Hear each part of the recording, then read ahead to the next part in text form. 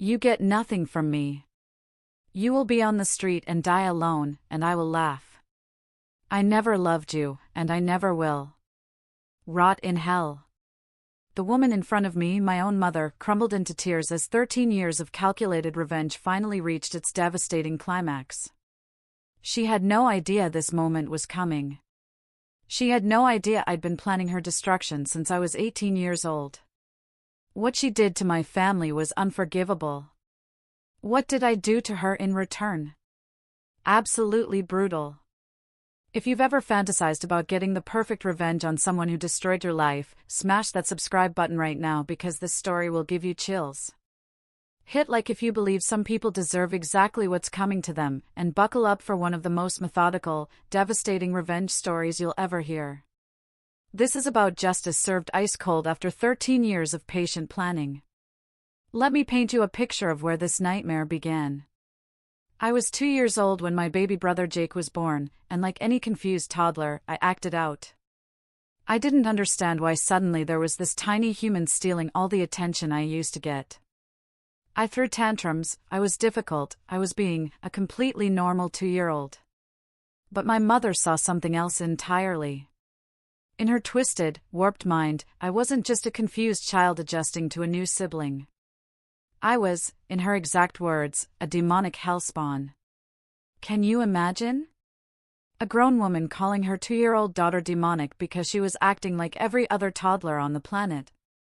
While baby Jake became her golden child, her perfect little angel who could do no wrong, I became nothing more than a burden she wanted gone.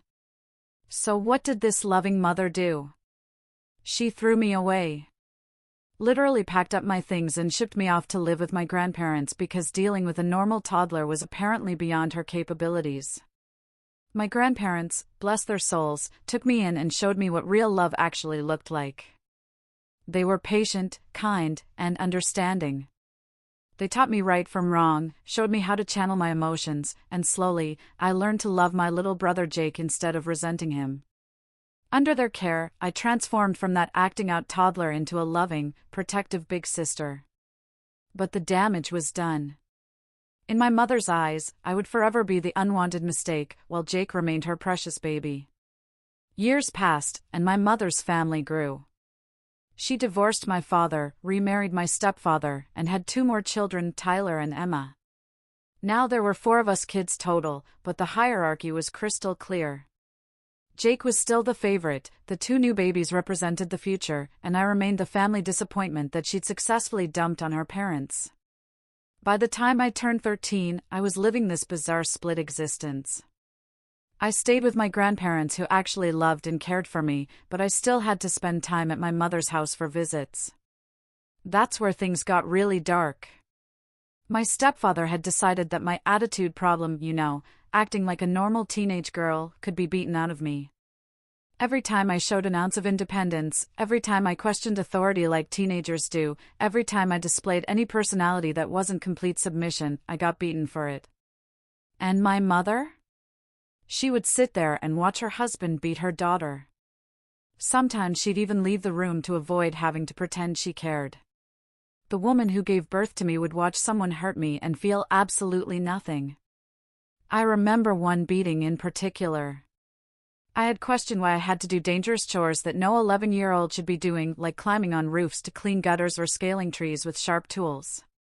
For daring to suggest this might not be safe, I got beaten so badly I could barely move. My mother watched the entire thing with dead eyes. That's when something inside me broke and reformed into something much darker.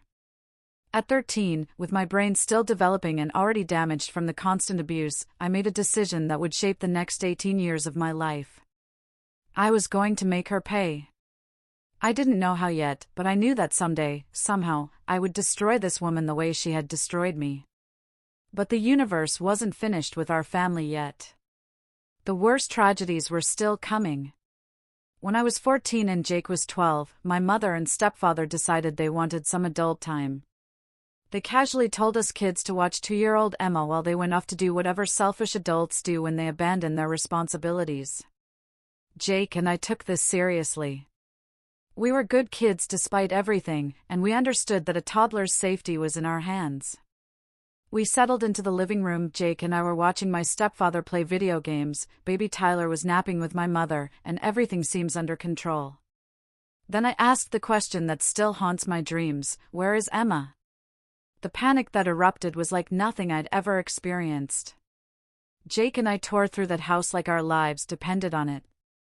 My stepfather ran to check on my mother who was sleeping with baby Tyler. My father, who happened to be visiting that day, started frantically searching the kitchen and was so panicked he burned his hand on the stove. Jake and I ran outside and searched the backyard desperately. We looked under bushes, behind the shed, in every corner we could think of. But in our panic and inexperience, we made a fatal oversight. We never thought to check the pool. The sound that came next will echo in my mind until the day I die. My mother's scream, pure, primal, soul-destroying terror, cut through the air like a knife. We rushed toward the sound and found little Emma lying motionless on the deck beside the pool, not breathing, with my mother and stepfather desperately trying to perform CPR on her tiny body. My father immediately pulled Jake and me away as the ambulance was called, but I'll never forget the image of my little sister lying there. The paramedics worked frantically, but it was too late. They pulled the plug on Emma that night. Jake and I were absolutely devastated. We blame ourselves completely.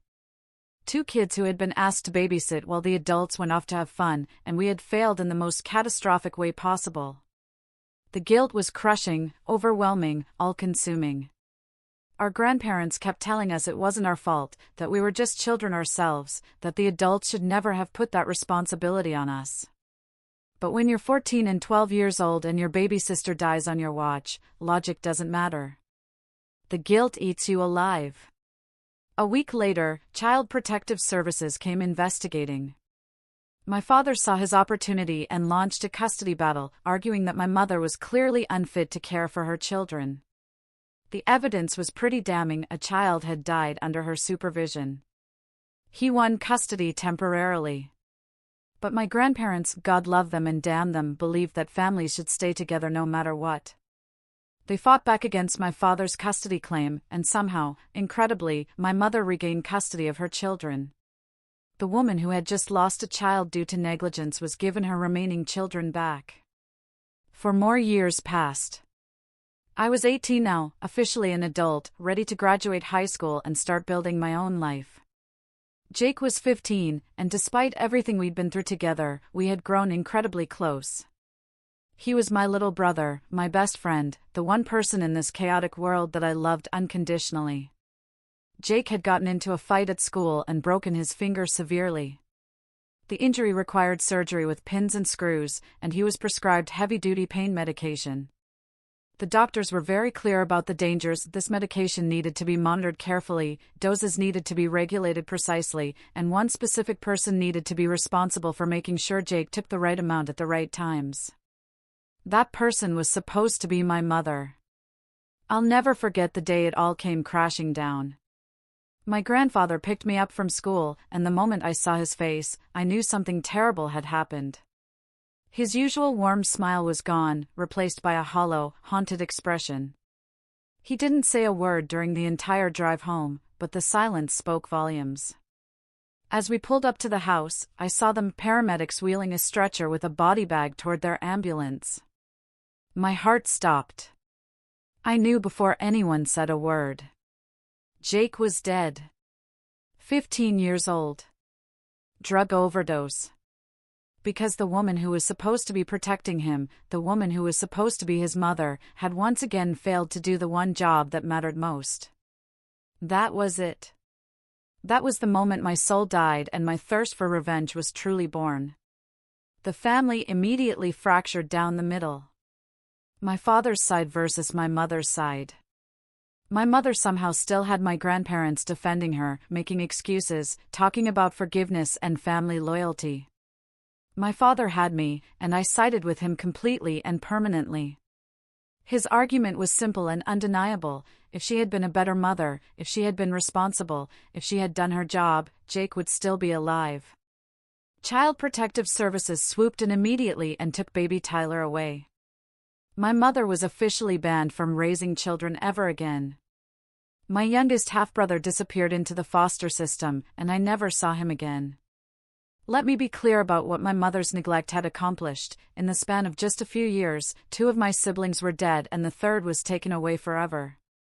I was now effectively an only child, and the rage I felt toward this woman was unlike anything I'd ever experienced or thought possible. I looked at her and saw the destroyer of everything I had ever loved. Being a big sister was the most important thing in my life, the source of my greatest joy and pride. She had taken that away from me forever. So I made her a promise she didn't even know I was making.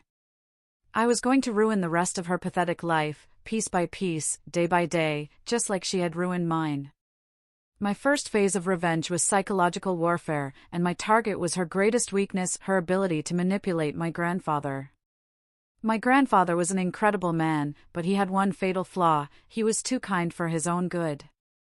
My mother had spent years exploiting this kindness, turning on the waterworks whenever she wanted something, playing the victim, guilting him into giving her money, attention, whatever she needed. After the deaths, my grandmother had basically given up on life and just deferred to whatever my grandfather decided. So my mother's manipulation tactics became even more focused and effective. But now I was in the game. I made it my mission to challenge her every single time she tried to manipulate him. Every guilt trip, every sob story, every crocodile tear, I was there to call her out in front of my grandparents. I wanted her to have to fight for every little thing she wanted. I wanted to make her work for it. Most of the time, her manipulation still worked. My grandfather's kindness usually won out in the end. But I could see it was wearing on her. The constant resistance, the fact that she couldn't just cry her way through life anymore without being challenged. She would break down, sometimes genuinely crying from frustration, and every single tear brought me deep satisfaction. Then karma decided to lend me a hand. She slipped at work and herniated several discs in her back. The injury was severe, requiring strong pain medication and leaving her in constant, debilitating agony. When I got the news, I couldn't help but smile. Finally, she was experiencing physical pain to match the emotional pain she'd caused me. But I wasn't content to just let her suffer naturally. I wanted to amplify that suffering. Around this time, my stepfather got arrested for doctor shopping, basically going to multiple doctors to get extra prescription drugs. My mother wanted a divorce from him, which left her more isolated and vulnerable than ever. When she came home from the hospital with her pain medication, I began what I now think of as my cruelest phase. I would steal her pills and hide them around the house. Sometimes I'd throw them away entirely. I wanted her to be in absolute agony with no relief. I wanted her to feel helpless and desperate. My plan worked better than I could have imagined. A few months later, she got into a car accident while under the influence of the few pain pills she'd managed to find. She was charged with DUI and sentenced to 6 months in jail. When I got that news, I laughed out loud. She was in pain, and now she was behind bars. It was absolutely perfect. While she was in jail, I made my next strategic move. I took all of her belongings and shoved them into storage. I claimed her bedroom as my own and converted my old space into my personal sanctuary. When she got out of jail, she had no choice but to sleep on the uncomfortable couch. Every morning, I would watch with quiet satisfaction as she struggled to get up from that couch, wincing in pain as the metal support bars pressed into her injured back all night. It was slow, methodical torture, and I savored every moment of her discomfort. Years passed, and my mother's condition got worse through her own poor decisions and desperate attempts to manage her pain. Somehow, she convinced my grandparents to start buying illegal drugs for her. She would make connections with dealers, and they would pay for the drugs with their own money. I begged my grandparents to stop. It was illegal, dangerous, and could land all of them in prison. My grandfather agreed with me, but my grandmother couldn't bear to see her little girl suffer. She guilt-tripped my grandfather into continuing. So I did what I had to do. I called in an anonymous tip to local law enforcement about the drug activity. Unfortunately, nothing came of it. Either my tip wasn't taken seriously or they couldn't gather enough evidence. But I wasn't discouraged. I knew my ultimate revenge was still coming. 13 years after Jake's death, the perfect moment finally arrived. My grandfather had passed away the year before, and I had spent those years working, saving money, receiving inheritances from various family members, and building real financial security. I was 31 years old, financially stable, and ready to start a completely new life. I went to visit my grandmother, who was struggling after losing both my grandfather and her beloved dog within months of each other. The decision had been made. She was going into a retirement home where she could get proper care. That's when my mother made the mistake that would give me everything I'd been waiting for. She approached me while I was sitting with my grandmother, discussing the retirement home arrangements. With the same entitled attitude she'd had my entire life, she asked if I would take care of her after Grandma was gone. She said it was my duty as her daughter. She was completely broke, having blown through her inheritance on drugs and terrible decisions. She knew that the rest of my grandmother's estate was coming to me. She was desperate, vulnerable, and completely at my mercy. This was it. This was the moment I had been planning, dreaming of, working toward for 13 years. I stood up slowly and looked her directly in the eyes. I summoned every memory of pain she had caused me, every beating I'd endured, every moment of neglect, every time she'd chosen her own comfort over her children's safety. I thought about Jake lying in that body bag. I thought about little Emma not breathing by the pool. I thought about Tyler, lost forever in the foster system. And then I spoke the words that would destroy her completely. You get nothing from me. Grandma's going into a retirement home, and I'm moving states. You destroyed my life, took away my childhood, and were responsible for the deaths of my siblings. You broke the law numerous times and made everyone's lives a living hell. You will be on the street, and you will die alone, and I will laugh. I never loved you, and I never will. You will never see your grandchildren if I have any. You will not be at my wedding. You will never be a mother to me again. Rot in hell. The silence that followed was deafening. My grandmother's jaw literally dropped open. And my mother? She completely shattered. 13 years of planning, 13 years of rage, 13 years of calculated revenge all culminated in that single, devastating moment. I had finally broken her.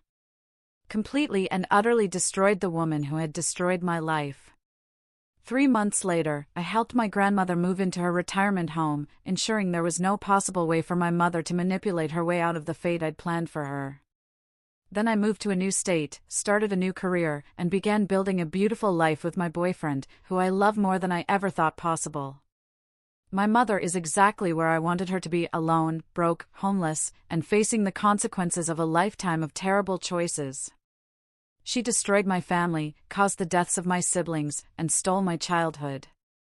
Now she gets to live with the results of her actions with no safety net, no one to manipulate, and no way out. This revenge was born from losing the people I loved most in this world. Being a big sister was the happiest, most meaningful time of my life, and that was taken from me by her selfishness and neglect. What do you think?